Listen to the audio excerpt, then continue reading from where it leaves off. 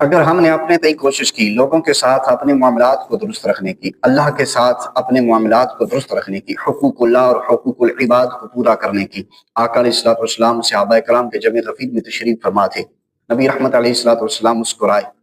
صحابہ کرام علیہم رضوان حیران ہوئے، سیدنا عمر فاروق رضی اللہ تعالی عنہ آپ نے عرض کیا کہ یا رسول اللہ صلی اللہ علیہ وسلم مسکرانے کی وجہ کیا ہے؟ بظاہر ایسا کوئی سبب نظر نہیں آیا رہا کہ جس پہ آپ مسکراہٹ فرماتے،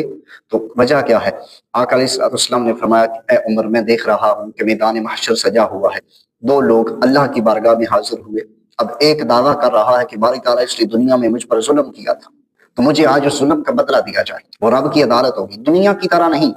کہ تھپڑ کے بدلے تھپڑ اور قتل کے بدلے قتل، بلکہ وہاں جس نے کسی پہ ظلم کیا ہوگا اس کی نیکیاں مظلوم کو دے دی جائیں گی، ظالم کی نیکیاں مظلوم کو دے دی جائیں گی، اگر ظالم کے نامہ اعمال میں نیکی نہ ہوئی تو پھر مظلوم کے گناہ ظالم کے نامہ اعمال میں ڈال دیے جائیں گے۔ وہ بندہ جب عرض کرے گا کہ باری تعالیٰ میرے اوپر اس نے ظلم کیا تھا، میں آج ظلم کا بدلہ چاہتا ہوں، تو رب ذوالجلال فرمائے گا کہ اس کے نامہ اعمال میں تو کوئی نیکی نہیں جو تمہیں دی جائے۔ وہ عرض کرے گا باری تعالیٰ میرے نامہ اعمال میں گناہ تو ہیں، گناہ اس کے پلڑے میں ڈال دیجئے۔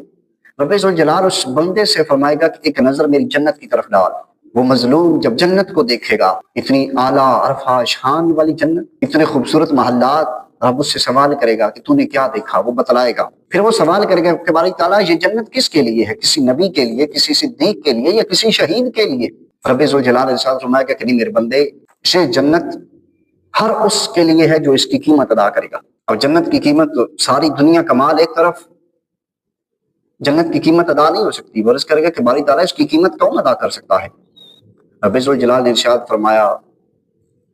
اے بندے تو اس کی قیمت ادا کر سکتا ہے اگر تو چاہے تو۔ وہ عرض کرے گا باری تعالیٰ کیا؟ رب ارشاد فرمائے گا کہ اپنے اس بھائی کو معاف فرما دے۔ وہ کہے گا باری تعالیٰ میں فوراً معاف کرتا ہوں۔ تو حضور علیہ الصلوۃ والسلام مسکرائے، فرمایا کہ اس سے اللہ جنت عطا فرما دے گا۔ اگر ہم نے دنیا میں زندگی میں اللہ اور بندوں کے ساتھ معاملات کو درست رکھنے کی کوشش کی، اپنی اصلاح کی اور دوسروں کی اصلاح کا کام کیا، تو اگر کبھی کوئی جانے انجانے میں بھول سے کوئی غلطی کمی رہ بھی گئی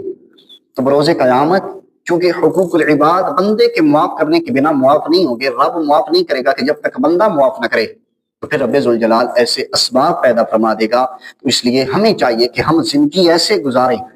اگر جانے انجانے میں کوئی غلطی کوتاہی ہو بھی جائے، کسی کے حق کی پامالی ہو بھی جائے بھول کے ساتھ، تو بروز قیامت رب ہمارے لیے بخشش کا سامان مہیا فرما دے۔